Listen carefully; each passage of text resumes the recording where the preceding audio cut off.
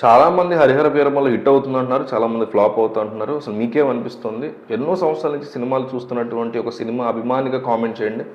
అంటే సినిమాల గురించి పెద్దగా అవగాహన లేనోళ్ళు ఏం కామెంట్ చేయొద్దు. నాకు సినిమాల గురించి గ్రిప్ ఉంది. నేను కరెక్ట్‌గా గెస్ చేయగలను అనుకున్న వాళ్ళు మాత్రమే కామెంట్ చేయండి. హిట్ అయితే హిట్ అవుద్దని, ఫ్లాప్ అయితే ఫ్లాప్ అవుతుంది. మీకేమనిపిస్తుందో చెప్పండి.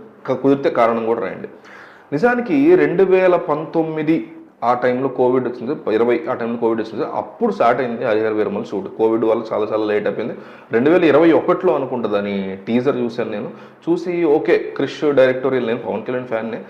క్రిష్ డైరెక్టోరియల్ కదా, మరి శాతకర్ణి తీశాడు బాగానే, కొంచెం పర్వాలేదు, నాకైతే పర్సనల్ నచ్చలేదు కానీ శాతకర్ణి జనానికి బాగానే ఎక్కింది. అప్పట్లోనే అది 50 కోట్ల వరకు గ్రాస్ షేర్, ఫస్ట్ షేర్ అనుకుంటా బాలయ్య కదా అప్పట్లో గ్రాస్ షేర్ గట్టిగానే తీసింది. సో ఆ లెవెల్లో తీసినా పర్లేదులే అనుకున్నాను. కానీ తర్వాత ఆ సినిమాకు ఉన్నటువంటి హైప్ తగ్గిపోతూ వచ్చింది. ఎందుకంటే పాన్ ఇండియా లెవెల్ ఆఫ్ డైరెక్టర్స్తో ఓ పక్క అల్లు అర్జున్ లాంటి వాళ్ళు, మహేష్ బాబు లాంటి వాళ్ళు, రామ్ చరణ్, ఎన్టీఆర్, వీళ్ళందరూ కూడా, ప్రభాస్, వీళ్ళందరూ కూడా పాన్ ఇండియా లెవెల్లో పెద్ద పెద్ద డైరెక్టర్లతో, తోపు డైరెక్టర్లతో, సత్తా ఉన్న డైరెక్టర్లతో వెళ్తుంటే క్రిష్ లాంటి ఖచ్చితంగా వెనకబడిపోయినటువంటి డైరెక్టర్ క్రిష్. ఏమాత్రం కూడా సందేహం లేదు దాంట్లో. అన్ని కూడా చాలా నీరసమైనటువంటి సినిమాలు తీశాడు ఈ మధ్యకాలంలో. అందువల్ల ఆ హైప్ తగ్గిపోయింది. కానీ ఏం రత్నం ఉన్నాడు కదా, సరే ఏదో చేస్తాడేమో అనుకున్నా. అది హైప్ తగ్గిపోవడానికి రీజన్. దాని తర్వాత క్రిష్ తప్పుకోవడం, ఇక క్రిషే చేతులు ఎత్తేది ఇంకెవరు తెస్తారా బాబు సినిమాని, కొన్నాళ్ళు అది షెల్వ్ అయిపోద్దేమో అనే ఒక ఆలోచన.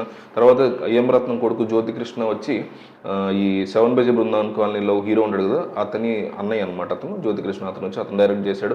ఈలోపు ఎన్నికలు రావడం, పవన్ కళ్యాణ్ గెలవడం, ఆయన డిప్యూటీ సీఎం అవడం. ఇక ఈ గందరగోళాల మధ్య ఏం సినిమా రన్ అనేది ఆపేస్తే బాగుండు అనే ఫీలింగ్ ఫ్యాన్స్, డైహార్డ్ ఫ్యాన్స్ కూడా వచ్చేసింది. నేనైతే అనేక సార్లు షెల్వ్ అని పెడుతూ ఉన్నా. అది సరదాగా పెట్టిన సందర్భాలు. ఎనీవే, ఒక్కసారి నిజంగానే అనిపిస్తే ఒక్కసారి సరదాగా అంటుంటాం.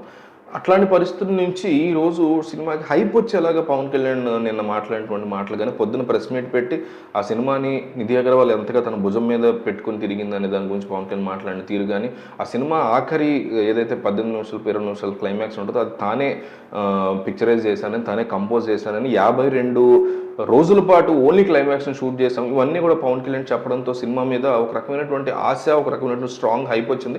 Obviously Pawan Kalyan cinema openings అనేవి ఈ నా భూతో నా భవిష్యత్తులాగా తెలుగు సినిమా ఇండస్ట్రీలో ఎవరికి రానటువంటి భయంకరమైన ఓపెనింగ్స్ చూసినటువంటి వ్యక్తి పవన్ కళ్యాణ్. రాజమౌళి, ఈ బాహుబలి ఇట్లాంటివి రాకముందు వరకు పవన్ కళ్యాణ్ ఓపెనింగ్స్ హైయెస్ట్గా ఉండేవి ఎప్పుడు చూసినా. సో ఇక ఎప్పటికైనా సరే కంటెంటే మెయిన్ అవ్వాలి, డైరెక్టరే తోపోవాలని నేను కూడా నమ్ముతా. సో అది జరుగుతూ వచ్చింది. సో కాంబినేషన్స్ విషయంలో పవన్ కళ్యాణ్ ఏ రోజు కూడా ఇంట్రెస్ట్ చూపించలేదు, ఆయనకి ఇష్టం ఉండదు. తన సినిమాలో తనే ఎక్కువగా ఇన్వాల్వ్ అవుతారు కాబట్టి, పెద్ద డైరెక్టర్స్ దాన్ని యాక్సెప్ట్ చేయరు కాబట్టి, వివి వినాయక్ దగ్గర నుంచి రాజమౌళి వరకు, పూరి జగన్నాథ్ నుంచి అందరినీ కూడా అతను ఎక్కడికక్కడ వద్దనుకుంటూ వచ్చాడు.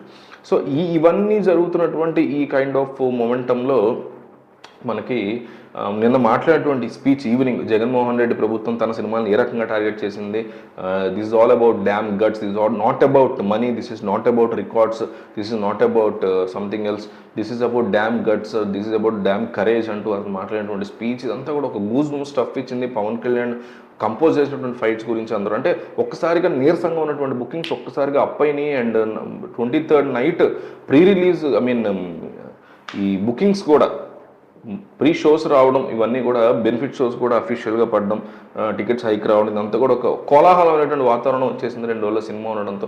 సో మీకేమనిపించింది ఏంటి దీని నుంచి అనేది కామెంట్ చేయండి.